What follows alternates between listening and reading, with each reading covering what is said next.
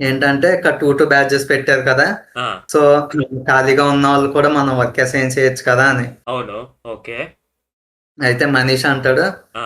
అలాగెలా అనుకుంటారు? Big boss ఒకళ్ళనే assign చేయమని చెప్పారు కదా! ఆ! మీరిద్దరికి ఎలా అసైన్ చేస్తున్నారు అంటే అప్పుడు ఆ! ఆ! మీకసలు మాట్లాడలేదు మీకు అవును. మీకు ఆర్గ్యుమెంట్ బ్యాచ్ అయింది.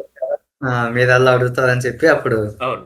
మాస్టర్ అంటే సరే అయినా సరే నేను రెస్పాన్సిబిలిటీ తీసుకుంటాను. ఆ!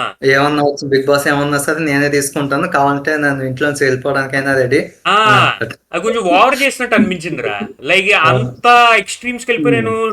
నేను 'బిగ్ బాస్' ఏమన్నా ఉంటే నేను అదే. వదిలేసి వెళ్ళిపోతా. ఫస్ట్ డేనే అంత ఓవర్ చేయాల్సిన హ్మ్. అవసరంగా అది లేదు. కూడా అక్కడ అంత సిట్యుయేషన్ కూడా లేదు. అంత ఆ! సీరియస్ మ్యాటర్ కూడా కాదది. అక్కడ ఆయనకి స్కోప్ లేదు. ఆయన క్రియేట్ చేసుకున్నారనమాట. అంతే. అంతే నెక్స్ట్. అలాగే ఉంది. ఓకే. ఏదో రకంగా ఫుటేజ్ ఇవ్వాలని చెప్పి ఆ! అనిపిస్తుంది అవును. జనాలకి. అవును. అవును. అవును. అవును. హ్మ్.